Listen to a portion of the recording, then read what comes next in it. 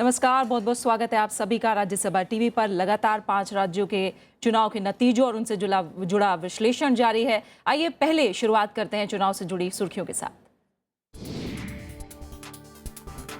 असम में बीजेपी ने रचा इतिहास, 2/3 बहुमत के साथ बनाएगी गठबंधन सरकार। तरुण गोगोई ने कहा, जनता का आदेश सरमा थे।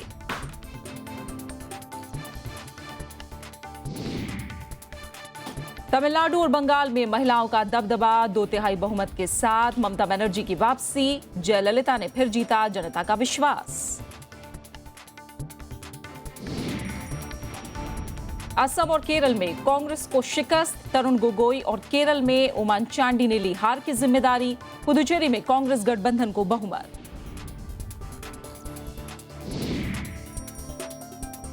बीजेपी के प्रदर्शन पर प्रधानमंत्री ने दी कार्यकर्ताओं को बधाई। अमित शाह ने कहा, कांग्रेस के खिलाफ जनादेश, हार पर कांग्रेस का आत्ममंथन।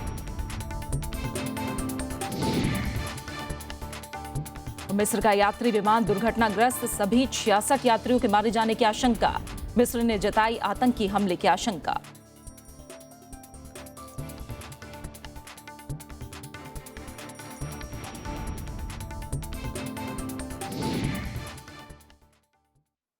पांच राज्यों के चुनाव के नतीजे आ गए हैं। असम में जहां पहली बार कमल खिला है, वहीं पश्चिम बंगाल में ममता बनर्जी की शानदार वापसी ने साबित कर दिया कि दीदी का फिलहाल कोई तोड़ नहीं है।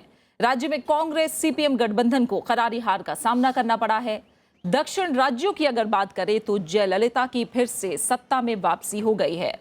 आमतौर पर तमिलनाडु की जनता सत्तारूढ़ पार्टी को दोबारा मौका नहीं देती, लेकिन जयललिता ने इस बार ये मिथक तोड़ा है। वहीं केरल में सत्ता विरोधी लहर देखने को मिली, जिसकी वजह से एलडीएफ ने यूडीएफ का पत्ता साफ कर दिया। इसके अलावा पुदुचेरी में डीएमके कांग्रेस गठबंधन ने जीत दर्ज करके बहुमत हासिल कर लिया।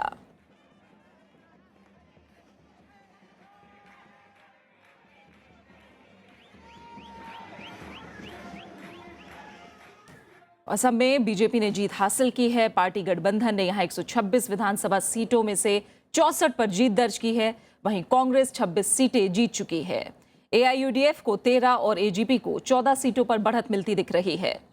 प्रधानमंत्री नरेंद्र मोदी ने इस जीत को ऐतिहासिक बताया है। असम में बीजेपी की जीत पर गुवाहाटी से लेकर दिल्ली तक नेताओं और कार्यकर्ताओं में जश्न का माहौल है। ये पहला मौका है जब पूर्वोत्तर में पहली बार बीजेपी सरकार बनाने जा रही है। प्रधानमंत्री नरेंद्र मोदी ने इस जीत को ऐतिहासिक बताया है। उन्होंने लोगों की आशाओं और आकांक्षाओं को पूरा करने का भी भरोसा दिलाया। असम में मुख्यमंत्री के बीजेपी उम्मीदवार सर्बानंद सोनोवाल ने जनता का शुक्रिया अदा किया है।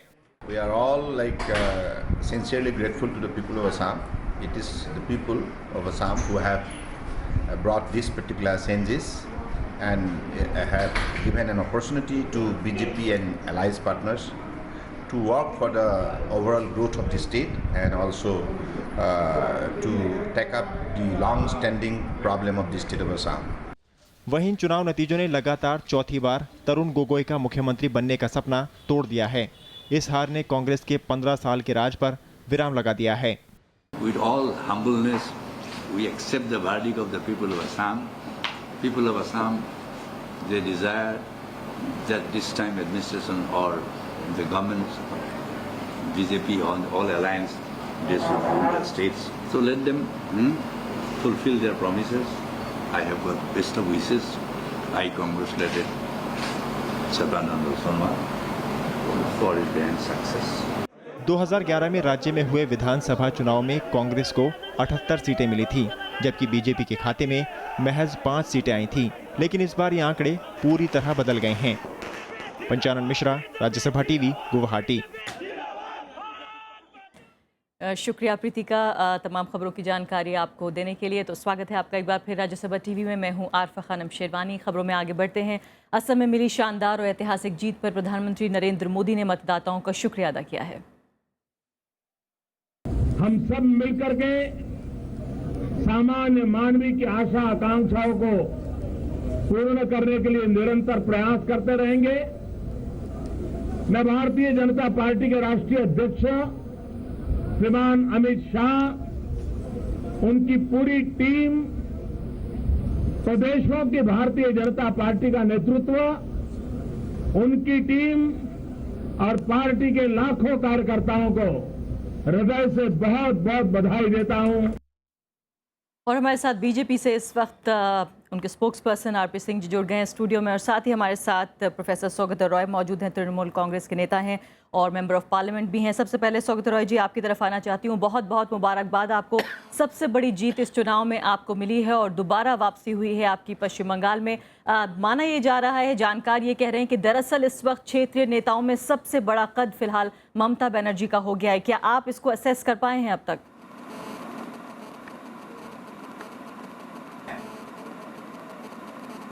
हाँ, ये तो जीत ममता बनर्जी का व्यक्तिगत जीत है। वो अकेले हमारा प्रचार का पूरा भार संभाली, 166 पब्लिक मीटिंग किया। और आपको याद रखने पड़ेगा कि तृणमूल कांग्रेस अकेला चुनाव लड़ रहा था। हमारे खिलाफ कांग्रेस सीपीएम का गठबंधन था, हमारे खिलाफ भारतीय जनता पार्टी था और हमारे खिलाफ मीडिया की एक अंश, खास करके आनंदबाजार पत्रिका गोष्ठी, उनका टीवी चैनल हमारे खिलाफ थे। ममता अकेली जनता का समर्थन लेके, अपने पार्टी कार्यकर्ता को लेके, अपना डेवलपमेंट का एजेंडा लेके जनता के पास गई और जनता ने उसको पूरा समर्थन किया। ममता के खिलाफ कौन ना नेता पश्चिम बंगाल में आई? नरेंद्र मोदी खुद आई, अमित शाह आए,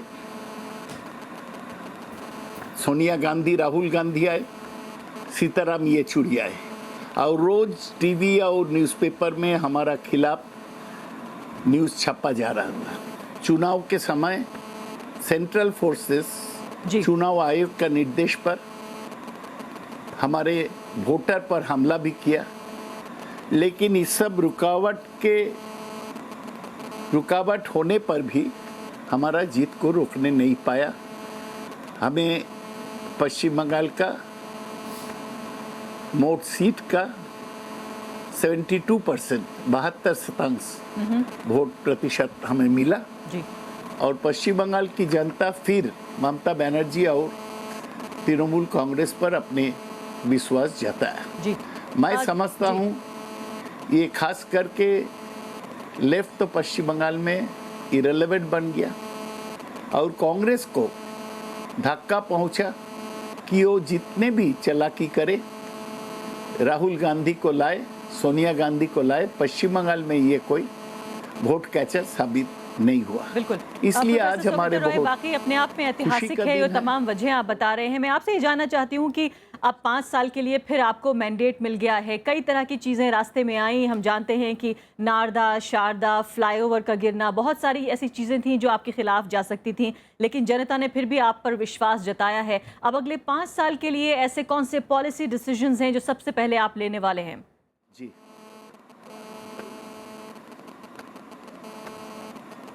नहीं, ममता बनर्जी आज बताई है कि उन्होंने जो डेवलपमेंट का, तरक्की का काम कर रही थी उसी को आगे बढ़ाएंगे। ममता बनर्जी के समय खास करके हमारे रूरल एरियाज़ में बहुत सारे तरक्की हुआ, रास्ता, बिजली, पानी, जो मेन चीज़ है बिजली, पानी, सड़क में काफ़ी बदलाव आया। और ममता का हर कार्यक्रम गरीबों के ओर, संख्यालघुओं के ओर, महिलाओं के ओर उनका दिशा था। इसलिए बंगाल के गरीब जनता, पिछड़े हुए लोग, संख्यालघु ममता के साथ रही और यही हमारे दिशा रहेगा कि जो पिछड़े हुए गरीब लोग उसके लिए काम करना, ये तो कंटिन्यूटी रहेगा। जो काम पहले चल रहा था उसको ही आगे बढ़ाना। फिर भी पार्टी का मीटिंग होगा, कल लेजिस्लेचर पार्टी का मीटिंग बुलाया गया है। अगर कोई नया कार्यक्रम होगा तो वो मीटिंग में अनाउंस हो सकता है जी। तो आप नहीं कह रहे तो हैं कि काफी हद तक कंटिन्यूटी से काम लिया जाएगा, ये बात सही है अपने आप में। और खासकर जो आपने ग्रामीण इलाकों का जिक्र किया, मैंने खुद दौरा किया पश्चिम बंगाल का और काफ़ी हद तक जो है वहाँ मतदाता में एक तरह की संतुष्टि देखी गई, लेकिन जो अर्बन मासेस है, जो अर्बन वोटर है, उसमें काफ़ी चिंता देखी गई। जो खासकर जो इंटेलेक्चुअल्स हैं जिनके लिए पश्चिम बंगाल जाना जाता है, उनमें भी एक तरह की चिंता थी, खासकर जो राजनीतिक हिंसा है उसको लेकर, खासकर जो भ्रष्टाचार है जिसको लोगों ने कहा कि वो हर रोज़ की चीज़ बन गया है वहाँ पर। क्या आपको लगता है कि ममता बनर्जी सरकार अब अगले 5 साल में इन 2 चीज़ों पे काबू पाने में कामयाब हो सकेगी?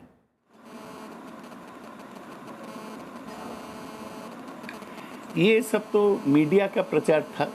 अगर इतना ही लोगों का हमारे खिलाफ कहना था तो कलकत्ता शहर में 11 सीट कैसे तृणमूल कांग्रेस को मिला? यहाँ पर ब्रिज गिर गया था जोड़ासांको क्षेत्र में, वहाँ से भी तृणमूल कांग्रेस का जीत हुआ। ये कुछ अंग्रेजी में जिसको कहता है चैटराटी या सेक्शन ऑफ मीडिया, यही सब बातें उठा रहे थे।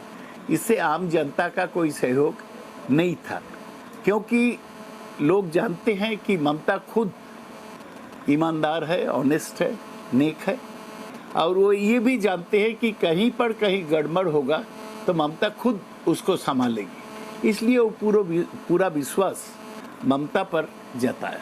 जी हाँ, बहुत शानदार जीत है वाकई, और हम चाहेंगे कि आप हमारे साथ बने रहें। आज का दिन शायद तृणमूल कांग्रेस का, ममता बनर्जी का और तृणमूल कांग्रेस के जो तमाम नेतागण हैं जिन्होंने मेहनत की है पिछले कई महीनों से, शायद उन्हीं का आज का दिन है। आरपी सिंह जी, ये बताइए कि दूसरी जो बहुत महत्वपूर्ण जीत मिली है वो बीजेपी को मिली है, या फिर बीजेपी ये समझेगी कि उसे अब तक की सबसे बड़ी जीत मिली है?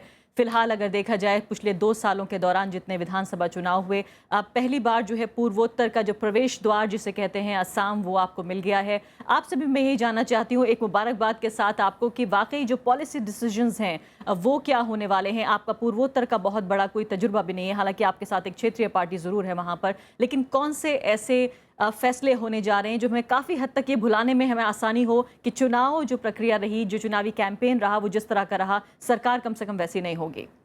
पहले तो आपका धन्यवाद आपके मुबारक के लिए, और हम भी धन्यवाद देना चाहते हैं असम के और बाकी क्षेत्रों को, बंगाल के, केरल के वोटर्स को।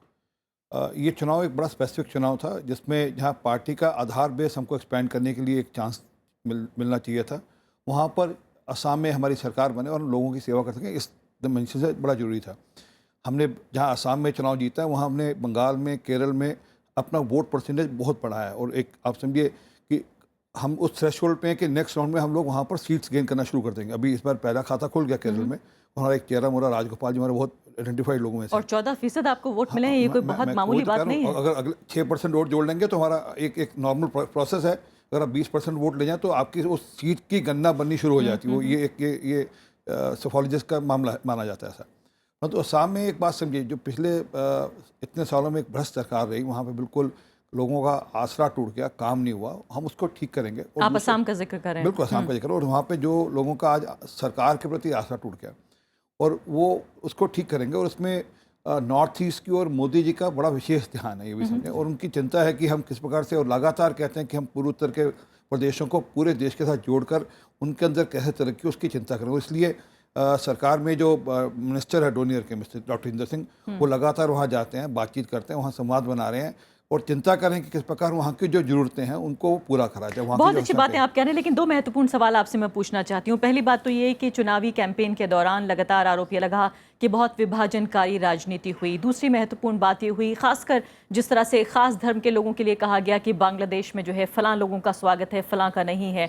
दूसरी महत्वपूर्ण बात यह है, इस विभाजनकारी नीति के अलावा, विभाजनकारी राजनीति के अलावा, उम्मीद हम ये करेंगे कि एक पॉलिटिकल पार्टी जो चुनाव लड़ रही है और एक सरकार, इसमें फ़र्क हम देखेंगे बीजेपी में। दूसरा महत्वपूर्ण सवाल इसी के साथ साथ जो माइग्रेंट इशू है, या जिसको इन्फिल्ट्रेटर इशू कहा जा रहा है, घुसपैठियों वाला मुद्दा, वो कहने में, सुनने में आसान है, लेकिन शायद जिस तरह से इकोनॉमी का पूरा पार्ट बन गया है, जो माइग्रेंट्स है जो वहाँ पर काम करते हैं, ये आपके लिए करना उतना आसान नहीं होगा।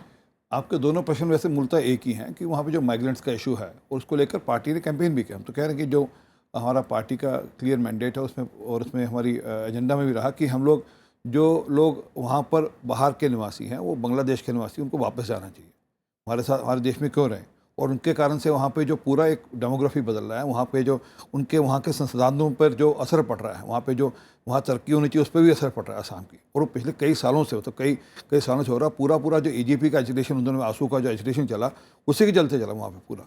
वो बाद में हालांकि वो उसको उस ढंग से पूरा नहीं कर पाए। वो अब केंद्र में भी सरकार है और असम में भी सरकार है। हमारी चेष्टा रहेगी कि हम उस एजेंडे को भी ठीक करें, परंतु मूलतः जो एजेंडा रहेगा वो डेवलपमेंट का रहेगा। उसके साथ यहाँ मैं एक मिनट बात सिंह साहब से एक सवाल करना चाहूँगा कि अभी इससे पहले कार्यक्रम में आपकी पार्टी के जो प्रवक्ता हैं रमेश गोस्वामी साहब गुवाहाटी में, वो हमसे बात कर रहे थे और उन्होंने ये कहा कि साहब जो बांग्लादेश से हिंदू माइग्रेंट्स आए हैं वो दूसरे हैं और जो मुसलमान आए हैं वो दूसरे हैं, इन दोनों में आप लोग फ़र्क कर रहे हैं। तो जिसकी तरफ इशारा आरफा कर रही थी कि ये जो विभाजनकारी कैंपेन आपका था और जिसके बलबूते पे आप चुनाव भी जीते हैं, क्या इस स्पिरिट में आप इसको लागू करने वाले हैं? देखिए मैं वापस समझिए, मैं खुद उस एजुकेशन में हिस्सादार रहा हूँ। मैं जब स्टूडेंट यूनियन में था, मैं आंसू के सपोर्ट में उनके प्रफुल्ल मोहंता और रघु के साथ और नूरुल हुसैन के साथ मैं उस पूरे पार्टिसिपेशन में गया हुई था जी।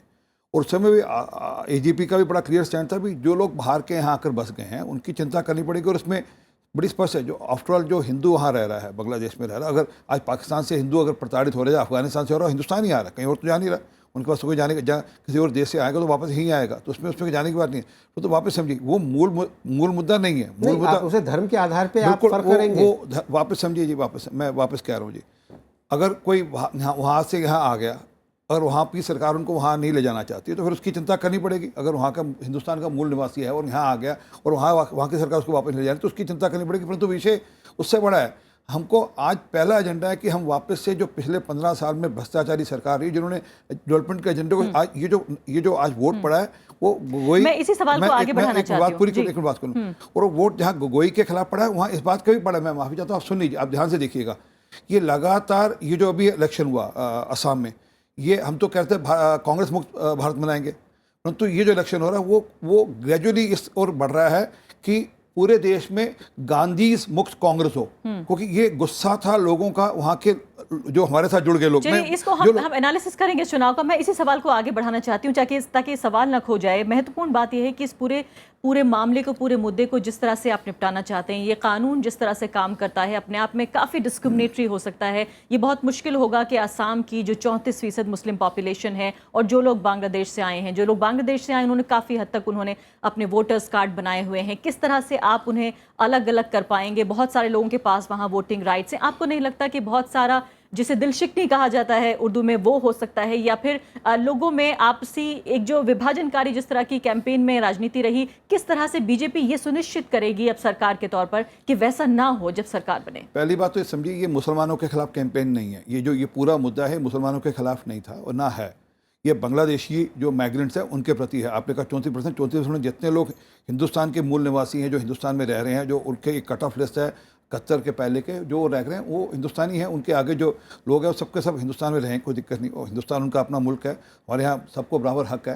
परंतु जो लोग यहाँ आकर हमारे संसाधनों पर आज लूट कर रहे हैं, जो हमारे संसाधनों पर जो बोझा हैं, उनकी तो चिंता करनी पड़ेगी। और उसमें मैं वापस कह रहा हूँ, वो मूल मुद्दा वो नहीं है। मूल मुद्दा वापस से डेवलपमेंट रहेगा।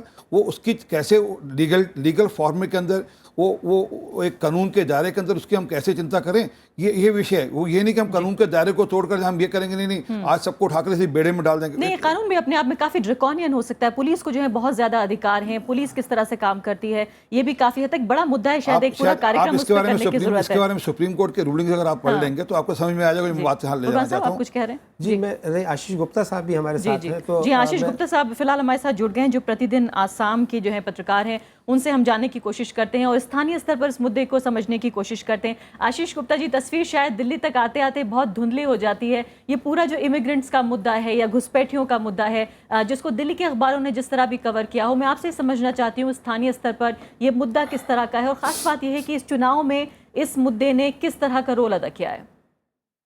देखिए, एक बात तो ये है, इलीगल माइग्रेंट्स का इशू जो है असम का पॉलिटिक्स में बहुत दिन से, सालों साल से ये चलते आ रहे हैं। सभी इलीगल माइग्रेंट्स लेके बात करते हैं, किंतु इलीगल माइग्रेंट्स को रोकने के लिए कुछ हुआ नहीं आज तक। एक दूसरा बात ये है मैं कि अभी जो रिज़ल्ट का ये नतीजा जिस तरह से आया है, उसको अगर आप देखेंगे तो इस बार कुछ मुस्लिम्स वोट भी बीजेपी को मिला है।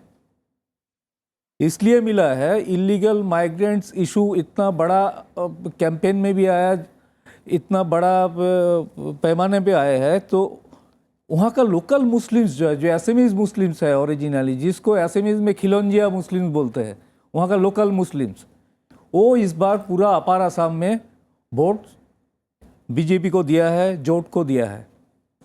और दूसरा चीज़ ये है, इलीगल माइग्रेंट्स के साथ जो इशू इस बार ज़्यादा काम किया है वो है कांग्रेस का जो लास्ट 2-3 साल में एकदम मिस गवर्नेंस, कुछ नहीं था सरकार का। वो अपना पार्टी का जो अपना गुटबाजी उस चलते 2-3 साल कुछ काम नहीं हुआ। एजुकेशन में, हेल्थ में इतना खराब सिचुएशन है। जी आशीष जी, उसकी सजा तो जनता ने दे दी है कांग्रेस पार्टी को, और खासकर ये भी बताया जा रहा है कि पूरी तरीके से जो परिवारवाद था, एक परिवार को बचाने के लिए कांग्रेस पार्टी ने कहीं ना कहीं पूरे राज्य को जो है दांव पे लगा दिया। ये बात अपनी जगह है। हम आपसे ये समझना चाह रहे हैं कि इस पूरे मुद्दे को लेकर जो राजनीति देखी गई वो कितनी जेन्युइन थी और कितनी सिर्फ राजनीति थी। क्या ये आरोप ठीक है कि काफी विभाजनकारी राजनीति देखी गई, धर्म के आधार पर भी राजनीति देखी गई? राजनीति तो है ही है। मैं आपको पहले ही बता रहा था, लास्ट 40 इयर्स जिस तरह से इसको लेके हर पार्टी वहाँ उसका सपोर्ट में या उसका विरोध में उसी को लेके ही पॉलिटिक्स करते गए। बड़ा बड़ा मूवमेंट हुआ है, कम्युनल वायलेंस भी हुआ है, लेकिन ये इशू बंद होने वाला है नहीं। क्योंकि दूसरा एक आपका पड़ोसी देश में अगर इतना गरीबी रहेगा, ये रहेगा, वो आते ही रहेगा काम करने के लिए। आपको लगता है बीजेपी के पास एक कॉन्क्रीट प्लान हो सकता है, वाकई कोई ऐसा प्लान हो सकता है जिससे ये समस्या भी हल हो जाए और बहुत ज्यादा वहां पर पता नहीं, विभाजन भी ना पैदा हो? आज तक तो कोई कंप्लीट प्लान का बात आया नहीं। सिर्फ इलीगल माइग्रेंट्स को रोकना है, वो हमारे देश को खोखला कर रहा है, ये कर रहा है, वो कर रहा है, लेकिन उसके लिए हमको क्या करना है, किस तरह से हम उसको रोकेंगे, वो है नहीं। जी, क्या कॉन्क्रीट प्लान है आरपी सिंह जी? मैं चाहता हूँ कि आपने बीच में उनसे कहा कि वहाँ पे शायद बहुत डिवाइड था। आपके मित्र ने कहा वहाँ पर कि वहाँ पर मुसलमानों ने वोट डाला है। मैं वापस कह रहा हूँ, ये झगड़ा मुसलमानों, ये उनकी राय है। नहीं, आप वहाँ जानकारी ले लीजिए। तो ये तो वोट बैंक आपको वोट एनालिसिस बता सकते हैं, आप जानकारी ले लीजिए। मैं उनकी राय नहीं है, वो वोट नहीं, आपसे पूछ रही हूँ मैं, कॉन्क्रीट प्लान वापस क्या एक है? मिनट, क्योंकि आपने कहा जो वोट पड़े उनके एनालिसिस के बेसिस बता रहे हैं, वो ये नहीं कि उनकी राय है, ये जो वोट पड़े उनके आधार पर बता रहे हैं। मैं वापस कह रहा हूँ ये झगड़ा मुसलमान, एनालाइज करना बाकी है, किसने किसको वोट हम दिया तो है? एनालाइज कर चुके, हम तो एनालाइज कर चुके, आप कर लीजिएगा। मैं अपेक्षा करता हूँ कि मीडिया जल्दी एनालाइज करे, हम लोग तो बाद में बैठ करेंगे। चलिए आसाम को छोड़ देते हैं, आखिरी 1 मिनट मेरे पास बचा है। मैं आपसे झगड़ा हिंदू मुसलमान का है ही नहीं। चलिए छोड़ दीजिए, राष्ट्रीय स्तर पर ये बताइए कि बीजेपी के लिए इस चुनाव से क्या संदेश मिल रहा है? क्या वाकई जिस तरह से पार्टी के जो आला नेतृत्व है वो ये कह रहा है कि ये प्राइम मिनिस्टर के काम के ऊपर जो है, परफॉर्मेंस के ऊपर लोगों ने वोट दिया है, क्या ये माना जाए? और अगर ये माना जाए तो क्या बिहार और दिल्ली परफॉर्मेंस के ऊपर ही था? देखिए, मैं वापस कह रहा हूँ, मोदी जी का अपना एक मैसेज है डेवलपमेंट का, पूरे दुनिया में, पूरे देश में एक मैसेज है, उसमें हम उसको नकार नहीं सकते। कहीं पे वोट अर्थमेटिक्स बदल सकती है, कहीं पे कोई कारण अलग हो सकते हैं, परंतु वो ओवरऑल मैसेज है। और वो चुनाव से पहले बिहार में कमिटमेंट थी और चुनाव के बाद वो कमिटमेंट लागू की जा रही है, जो डेवलपमेंट का एजेंडा था। और वापस ये जो चुनाव है पूरा जहाँ बीजेपी के लिए हमारा एक रास्ता खुला है नॉर्थ ईस्ट स्टेट के लिए, वहाँ पे मैं वापस कह रहा हूँ, आप समझिए ध्यान से, कांग्रेस के लिए एक मैसेज है और बड़ा क्लियर मैसेज है कि अब कांग्रेस की लीडरशिप पे अब शक के दायरे में उन पर प्रश्न चिन्ह है। जो परिवारवाद वहाँ चल रहा है वो प्रदेश में या देश में, दोनों पर अब प्रश्न चिन्ह लगने जा रहा है। सवाल तो मैंने बीजेपी के बारे में पूछा था। मैं कोई नहीं, मैं ये उसी से उसी पे आएगी बात, क्योंकि अल्टीमेटली आप किसी चीज के ऊपर एक्शन उसी चीज पे होता है। और आज लोगों का गुस्सा परिवारवाद के प्रति और उनकी पार्टी में परिवारवाद के प्रति वो उत्तराखंड में देखने को मिल गया, पंजाब में है, केरल में है, कर्नाटक में है। ये बताइए, राष्ट्रीय स्तर पर अगर देखा जाए तो कांग्रेस पार्टी के लिए अभी एग्जिस्टेंशियल सवाल हो गया अस्तित्व की लड़ाई। कांग्रेस पार्टी को अपने अस्तित्व की लड़ाई लड़नी पड़ेगी और उसके लिए उसे अपनी सोच में, जिसको कहते हैं आमूल चूल परिवर्तन करना होगा और बहुत ही ड्रास्टिक स्टेप उठाने होंगे, ओवरहॉलिंग करनी पड़ेगी। और जब तक ये सब नहीं होता है, कांग्रेस पार्टी का ग्राफ मुझे तो उठते हुए नहीं नजर आ रहा। बहुत बहुत शुक्रिया आपका। कांग्रेस पार्टी अपने बदतरीन जो दौर हैं उनमें से एक दौर से गुजर रही है। फिलहाल बीजेपी के लिए ज़रूर अच्छी खबरें आई हैं। पिछले 2 साल में शायद सबसे अच्छा दिन आज का उनके लिए रहा है। फिलहाल और भी कई जो क्षेत्रीय नेता हैं उनके लिए अलग अलग तरह का संदेश जो है ये चुनाव लेकर आए। लेकिन अगले साल जो सबसे महत्वपूर्ण चुनाव होना है, जिसको दिल्ली की गद्दी से जुड़ा हुआ माना जाता है, वो उत्तर प्रदेश का चुनाव है। उत्तराखंड भी है और पंजाब भी है, लेकिन उत्तर प्रदेश के चुनाव पर इन चुनाव नतीजों का क्या असर पड़ेगा, इसके साथ हम आकलन के लिए ज़रूर हाजिर होंगे। फिलहाल अभी के लिए इतना ही। नमस्कार।